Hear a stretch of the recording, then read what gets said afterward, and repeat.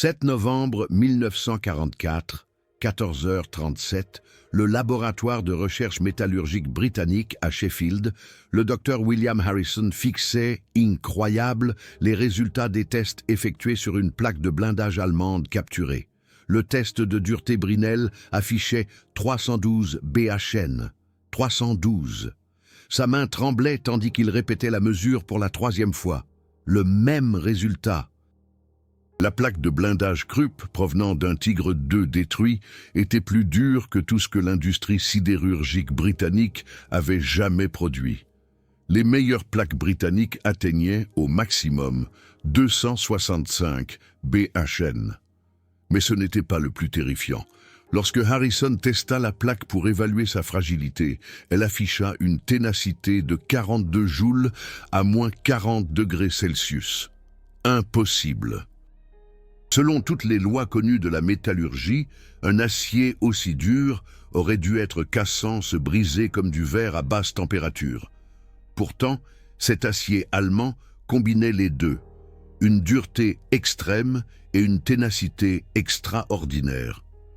Harrison écrivit dans son rapport « Les Allemands ont redéfini la métallurgie. Nous ne comprenons pas comment. Ce que le docteur Harrison découvrit en ce jour de novembre 1944 allait façonner la science des matériaux occidentales pour les 3 décennies suivantes. La quête du secret de l'acier Krupp devint une obsession.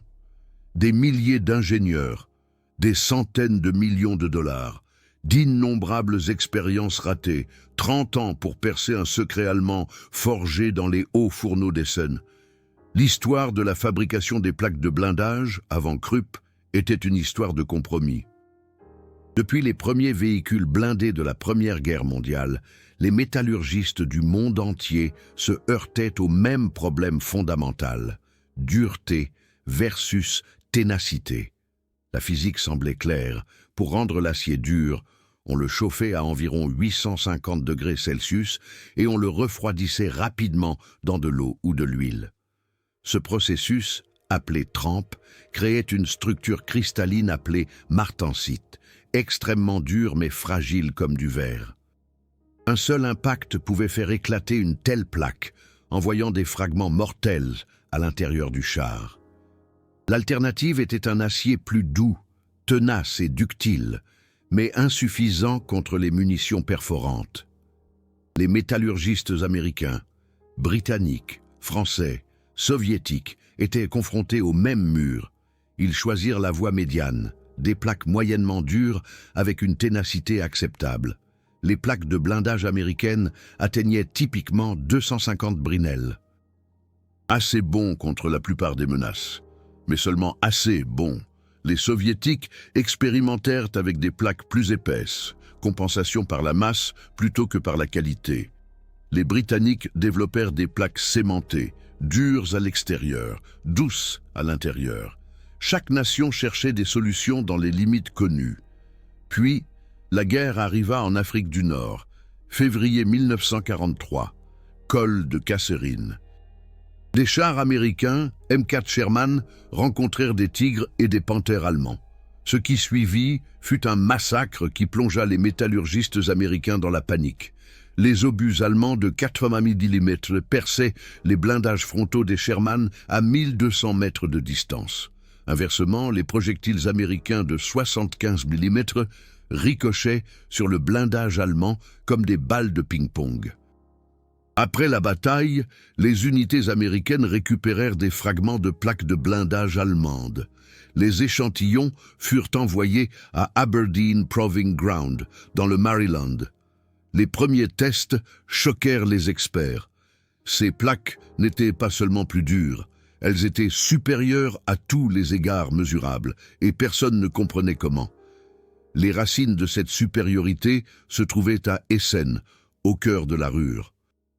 Krupp AG, fondé en 1811, avait plus d'1 siècle d'expérience dans la production d'acier, mais la percée ne vint pas de la tradition, mais d'une science méticuleuse. En 1934, le docteur Édouard Maurer, directeur du département de recherche de Krupp, lança un projet ambitieux, commande de la Wehrmacht, développait une plaque de blindage qui surpasse toutes les propriétés connues. Moret constitua une équipe de 47 métallurgistes. Il disposait de ressources illimitées, d'équipements de pointe et d'une mission claire, réécrire les lois de la métallurgie. L'équipe commença par la recherche fondamentale. Ils analysèrent la structure cristalline de l'acier au niveau microscopique. Ils expérimentèrent avec des dizaines d'éléments d'alliage: chrome, molybdène, nickel, vanadium, tungstène, manganèse. Chaque élément influençait les propriétés différemment. Le chrome augmentait la dureté et la résistance à la corrosion. Le molybdène améliorait la résistance à haute température. Le nickel augmentait la ténacité. Mais les combinaisons étaient infiniment complexes. Trop d'un élément rendait l'acier inutilisable. Trop peu n'apportait aucune amélioration. L'équipe de Krupp réalisa plus de 2000 fusions expérimentales. Chaque lot fut testé. Dureté, ténacité, résistance à la traction, résistance à la fatigue, soudabilité. Lentement, une image se dessina. L'alliage optimal contenait 0,42% de carbone, 1,65% de nickel, 1,58% de chrome, 0,35% de molybdène, plus des traces de vanadium et de manganèse. Mais l'alliage n'était que le début. La véritable percée résidait dans le processus de durcissement. Maurer développa un procédé révolutionnaire, durcissement différentiel combiné à un revenu contrôlé avec précision.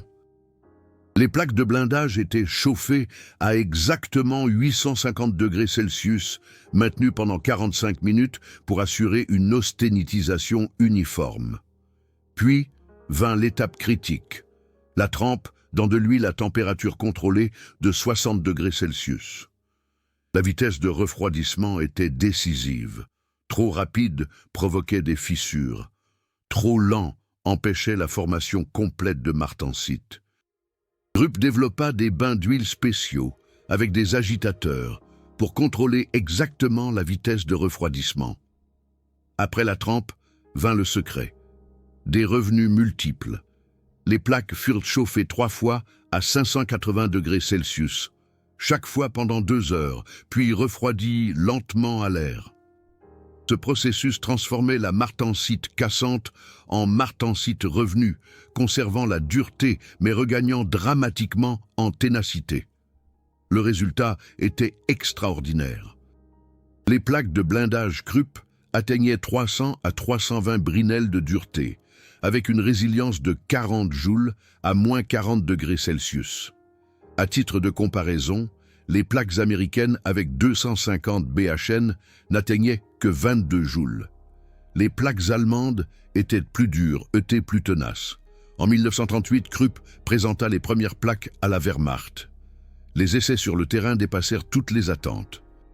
À Kummersdorf, le terrain d'essai secret au sud de Berlin, les plaques subirent des tests rigoureux, tirs à différentes distances avec des obus antichars de 37 mm, 50 mm et 75 mm. Les résultats étaient époustouflants. À 800 mètres, les projectiles perforants de 50 mm ricochaient simplement, ne laissant que des cratères peu profonds. Même les obus de 75 mm tirés à 500 mètres ne perçaient pas les plaques Krupp de 80 mm. À titre de comparaison, ils testèrent simultanément des plaques de blindage françaises et britanniques de la même épaisseur. Celles-ci furent percées. Les officiers de la Wehrmacht étaient ravis. Le colonel Heinz Guderian, le futur général des blindés, était présent lors des tests. Il écrivait dans son rapport « Ce blindage donne à nos troupes un avantage décisif. Les armes antichars ennemies sont inefficaces. L'effet psychologique sera énorme. » Krupp reçut immédiatement une commande importante, 15 000 tonnes de plaques de blindage pour les nouveaux Panzer III et Kakkar. Les installations de production à Essen furent considérablement agrandies. En 1939, le département des plaques de blindage employait plus de 3200 ouvriers en 3 équipes. L'investissement s'élevait à 47 millions de Reichsmarks, une somme colossale pour l'époque. Lorsque les services de renseignement alliés reçurent, en 1943, les premiers rapports concernant la supériorité du blindage allemand, Une course désespérée commença. La Combined Intelligence Objectives Subcommittee, une organisation américano-britannique, fit de l'acier Krupp une priorité. L'opération Férou, nom de code pour l'espionnage de l'acier, fut lancée. Des agents dans les territoires occupés reçurent des instructions: sécuriser chaque fragment de plaque de blindage allemande et l'envoyer pour analyse. Fin 1943, les Alliés avaient collecté plus de 200 échantillons.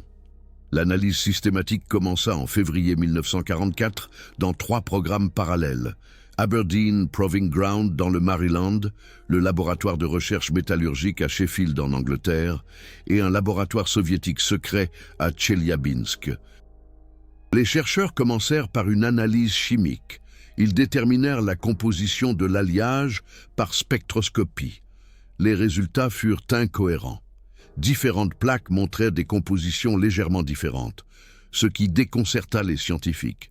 En réalité, Krupp variait légèrement l'alliage en fonction de l'épaisseur de la plaque et de l'utilisation prévue, un raffinement que les Alliés ne comprirent que plus tard.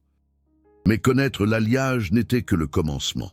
Lorsque les Alliés tentèrent de fabriquer des plaques avec une composition chimique identique, ils échouèrent de manière spectaculaire.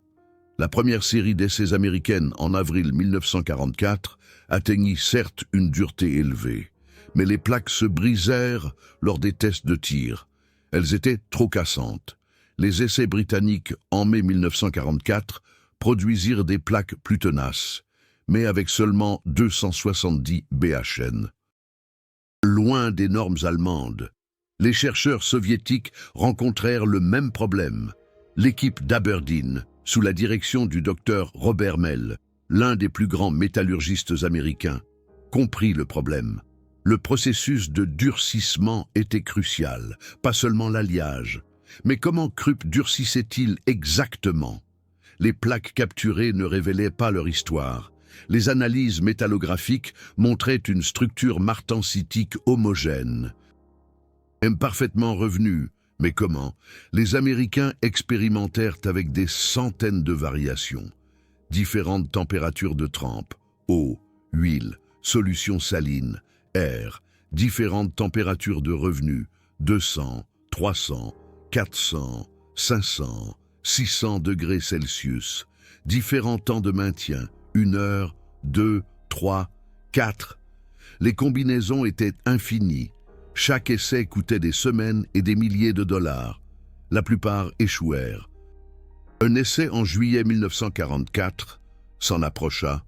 Trempe à l'huile à 80 degrés Celsius, suivi d'un double revenu à 550 degrés Celsius. La plaque résultante atteignit 290 BHN avec une ténacité acceptable, mieux que la production américaine précédente, mais toujours en dessous du niveau allemand. Et les Américains ne savaient pas pourquoi. Ils avaient atteint le but par hasard, pas par compréhension.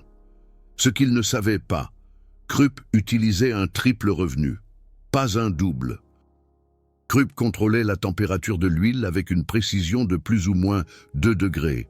Krupp utilisait des fours de chauffage spéciaux avec une atmosphère de gaz protecteur pour éviter l'oxydation. Krupp avait des décennies d'expérience dans le contrôle des processus. Ces détails faisaient la différence entre bien et extraordinaire. La frustration des ingénieurs alliés transparaissait dans les rapports internes. Un rapport de septembre 1944 d'Aberdeen écrivait « Nous avons reproduit la composition chimique. Nous comprenons les processus fondamentaux. Pourtant, nous ne pouvons pas atteindre les résultats allemands. Il doit y avoir des variables de processus subtils que nous n'avons pas identifiées. Les Allemands ont atteint un niveau de contrôle des processus que nos installations de production n'offrent pas. » Un rapport britannique d'octobre 1944 était plus direct. La métallurgie du blindage allemand a 10 ans d'avance sur la pratique britannique. Sans accès à leur méthode de production, nous devinons essentiellement un rapport soviétique, obtenu plus tard par espionnage, était le plus honnête.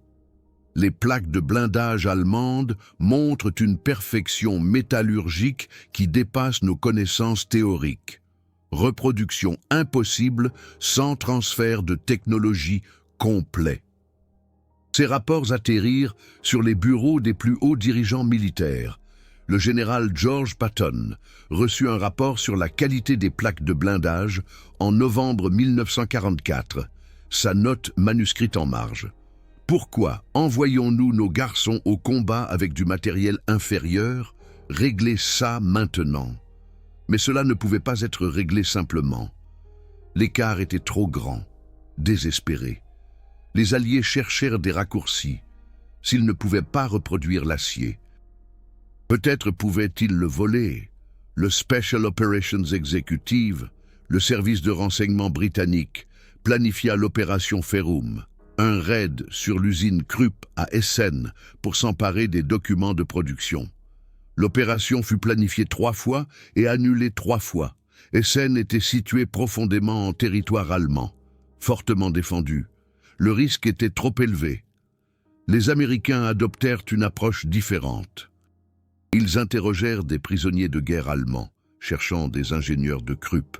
En décembre 1944, ils en trouvèrent un, le docteur Heinrich Müller, un jeune métallurgiste qui avait travaillé chez Krupp, sous interrogatoire. Müller révéla quelques détails, revenus multiples, trempes contrôlées, atmosphère de gaz protecteur. Mais Müller était un ingénieur de bas rang.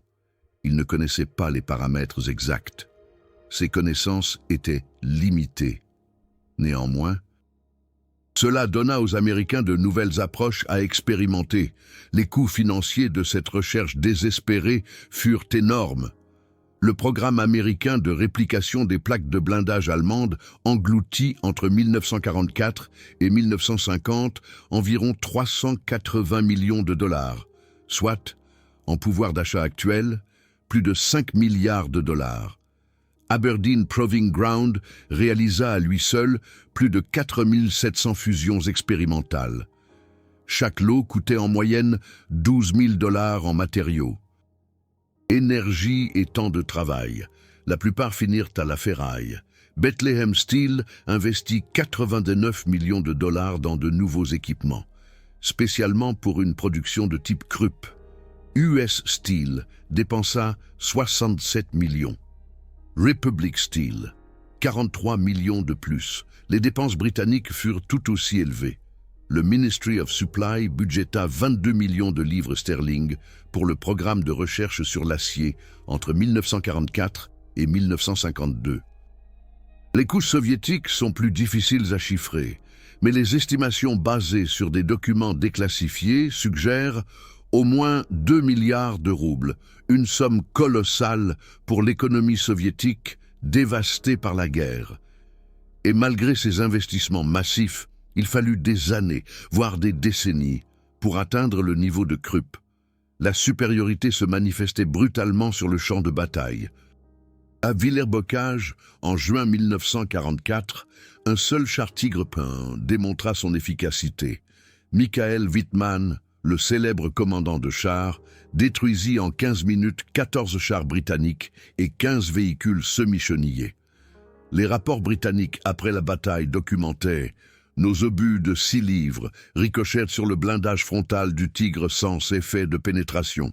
Le Tigre ne montrait aucun signe de dommage. » Similaire en Normandie, en août 1944.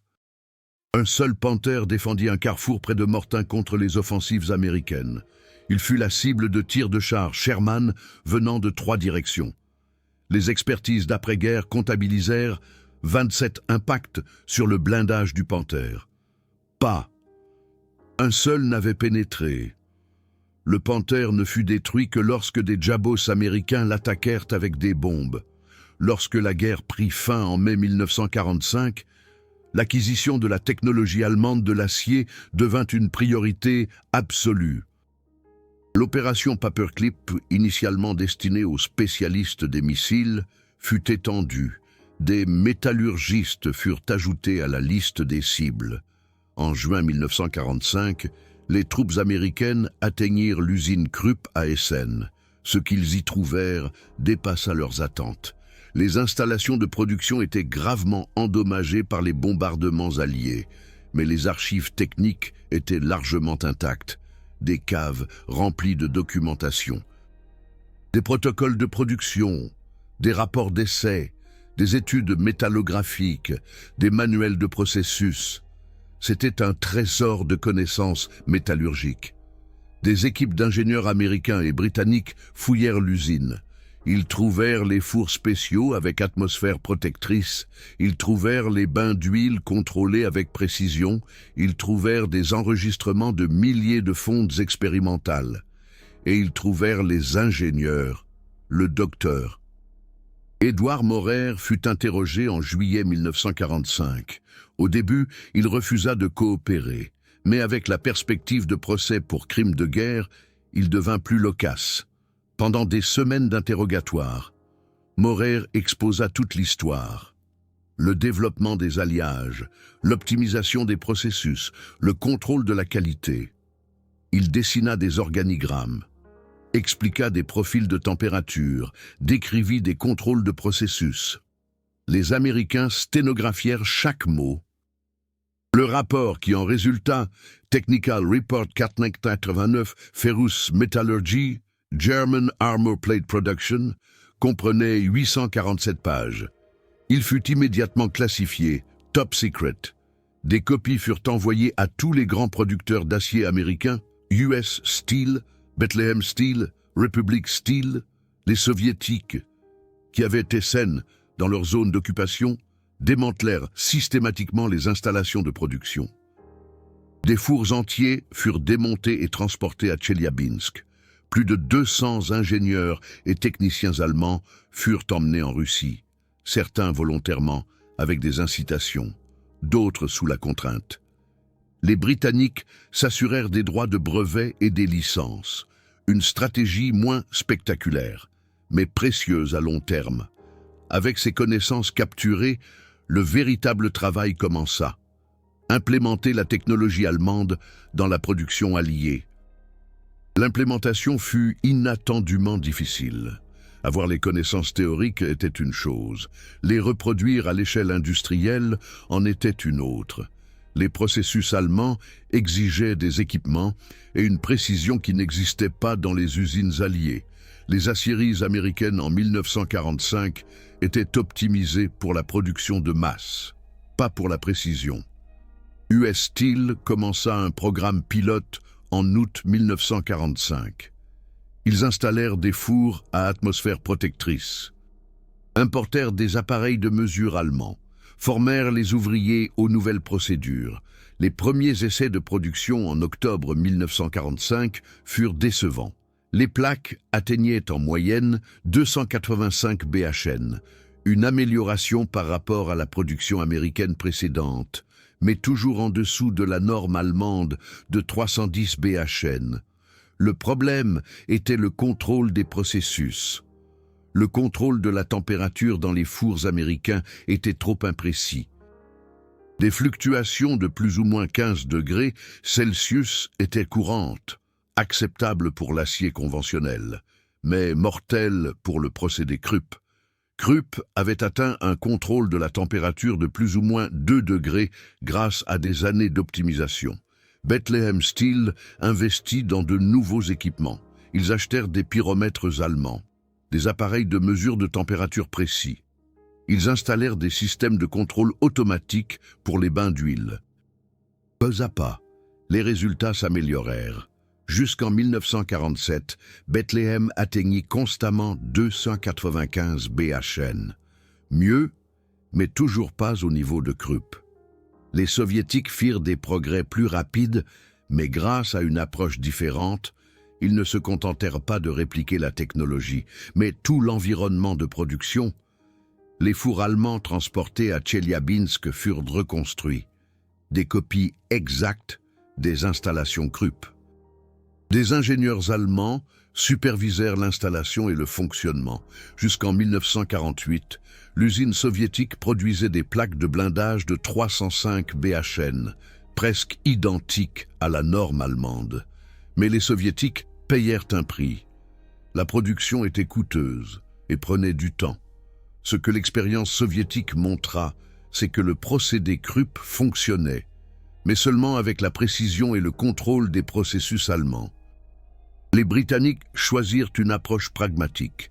Ils reconnurent qu'une réplication complète était trop difficile. Au lieu de cela, ils adaptèrent des éléments du procédé Krupp à leur production existante. Ils adoptèrent le concept du revenu multiple, mais avec des paramètres adaptés aux Britanniques, ils améliorèrent leurs alliages sur la base des connaissances allemandes. Les résultats ne furent pas spectaculaires, mais solides. Les plaques de blindage britanniques atteignirent constamment 280 BHN jusqu'en 1950, une amélioration significative par rapport aux normes de guerre. La pleine implémentation de la technologie Krupp dans la production occidentale ne prit pas des années, mais des décennies. Dans les années 1950, les aciéries américaines firent progressivement des progrès.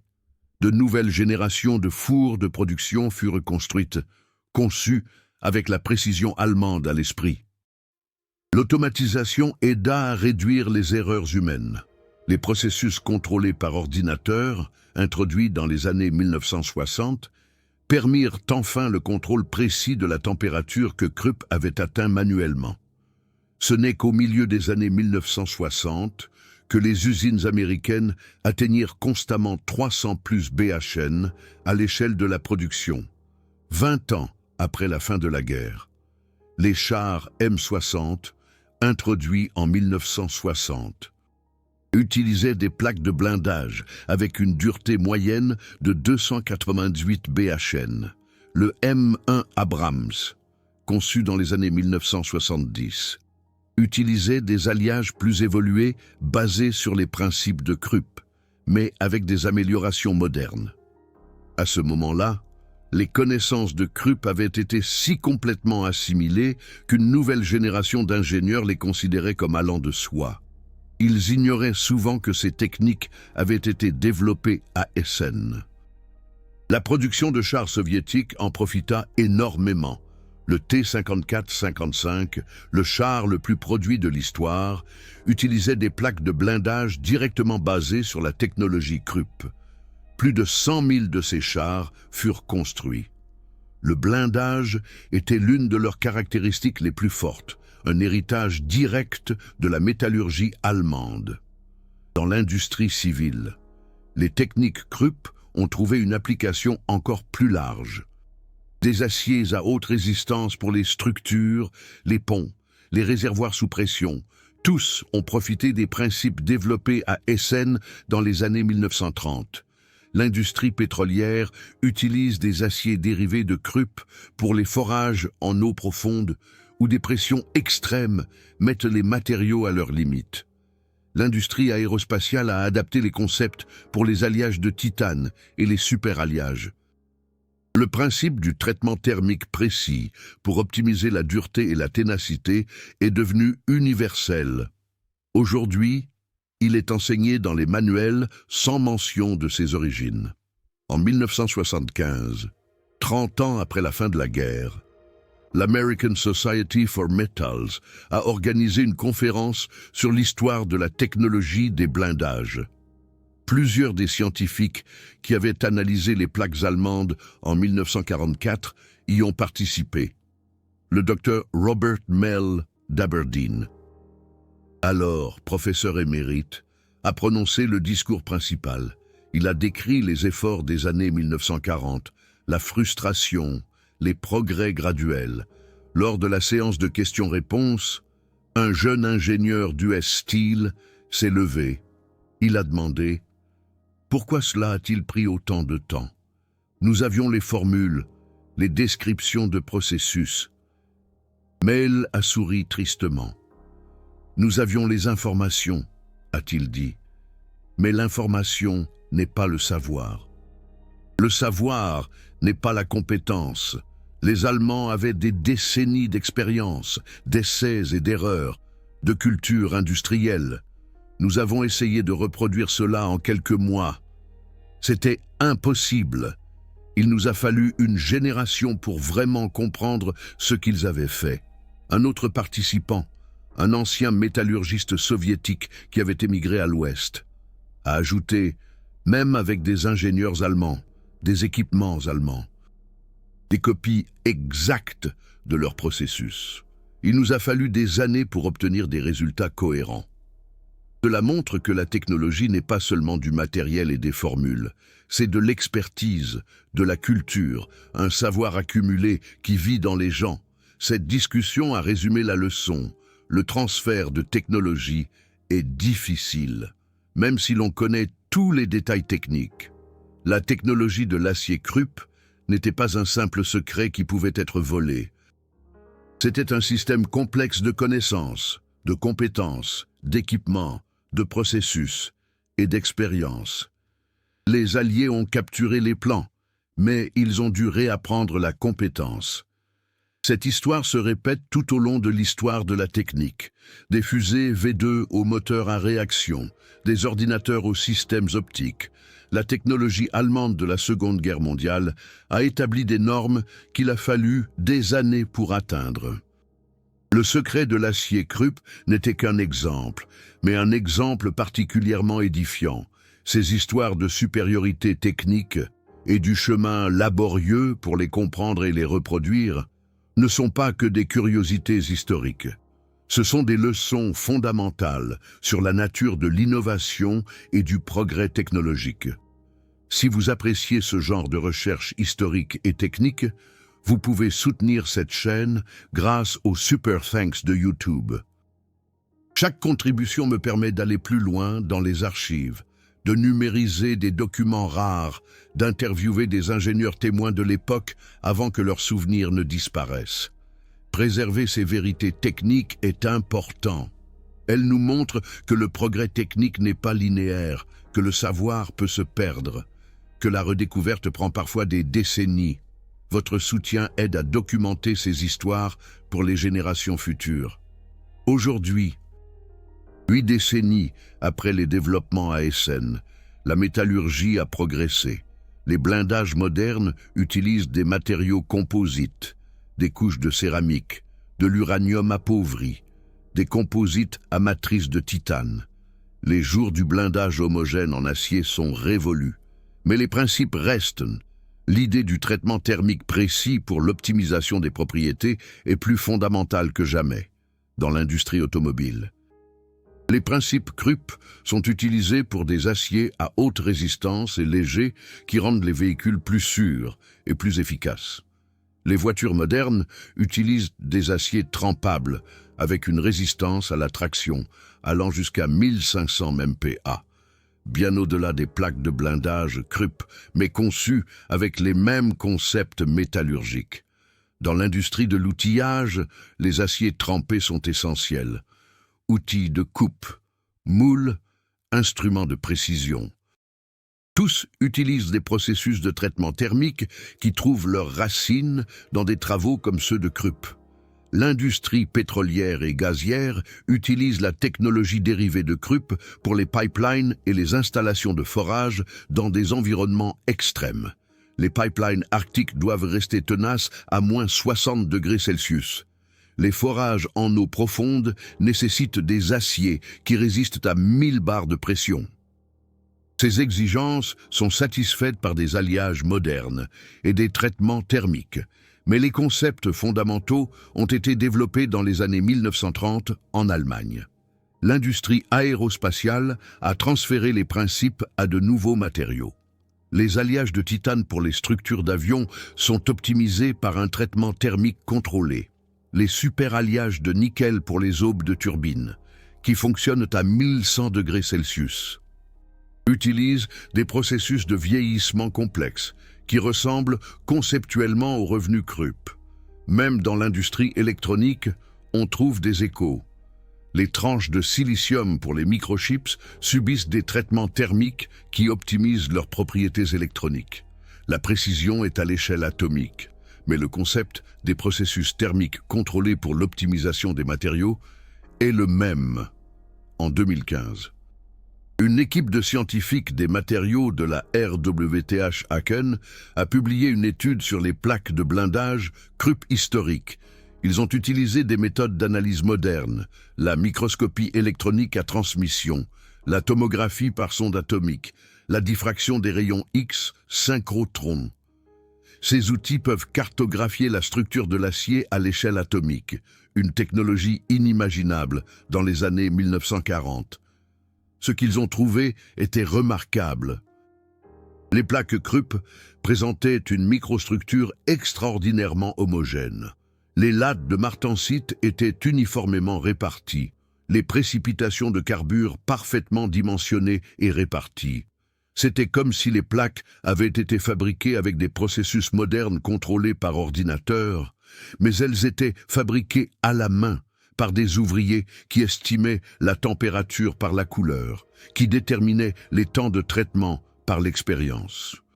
L'étude a conclu, la qualité de la production Krupp témoigne d'un niveau de compétence artisanale et de savoir empirique qui est rare dans la production automatisée moderne. C'est un témoignage de ce que l'expertise humaine peut accomplir. Cette expertise est en grande partie perdue. Les ingénieurs qui la possédaient sont morts. La culture industrielle qui la nourrissait n'existe plus. Ce qui reste, ce sont les principes, distillés dans les manuels, codifiés dans les normes, intégrés dans les processus modernes. Si vous avez écouté jusqu'ici, vous avez vécu une histoire technique profonde. Quel détail vous a le plus surpris? Dans les commentaires, beaucoup d'entre vous partagent des liens incroyables, des grands-pères qui ont travaillé dans des aciéries, des documents d'entreprise qui révèlent des racines allemandes, des brevets modernes qui remontent au concept Krupp. Vos commentaires sont souvent aussi précieux que la vidéo elle-même. Ils ajoutent du contexte, des histoires personnelles, des aperçus techniques. Partagez vos réflexions. Chaque commentaire contribue à rendre cette histoire technique plus vivante. Et si vous souhaitez que d'autres histoires techniques détaillées soient racontées, faites-le moi savoir. L'histoire de la technologie est pleine de ces moments, des percées qui ont changé le monde, des processus laborieux pour les comprendre, des impacts à long terme que nous ressentons encore aujourd'hui, des fusées aux ordinateurs, de l'optique à l'aérodynamique. L'héritage technique du XXe siècle façonne notre présent d'une manière que nous ne réalisons souvent pas. Raconter ces histoires avec une précision technique et un contexte historique est ma mission. Merci beaucoup pour votre écoute.